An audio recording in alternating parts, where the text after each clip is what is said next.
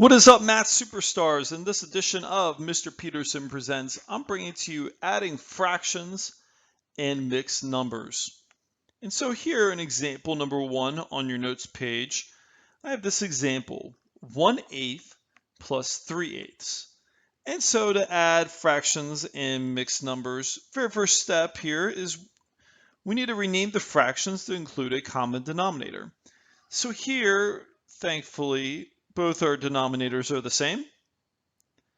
And so we can go to step number 2. Step number 2 is we're going to add our fractions. So 1/8 plus 3/8 gives us 4. And then we keep our denominators same as 8.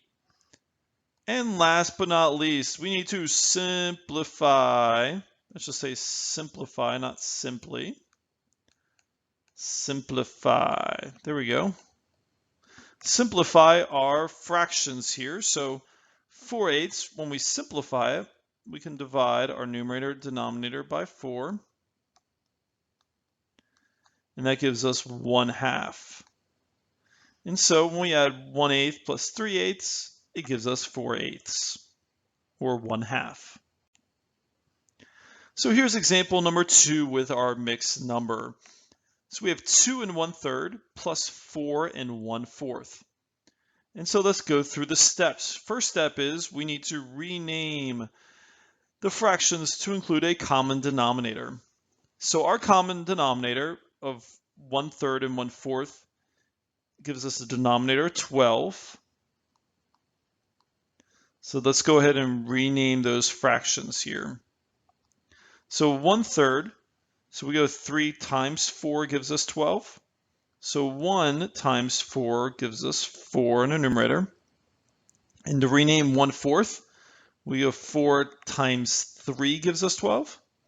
So 1 times 3 gives us 3. So now let's go ahead and add the fractions. So when we add our fractions, 4/12 plus 3/12 gives us 7/12. So now we add our whole numbers. So 2 plus 3 gives us 5. And so last step is supposed to be simplify.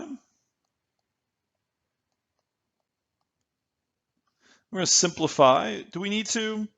It is already simplified. And so we know that our answer for 2 1/3 plus 4 1/4 will give us 5 7/12.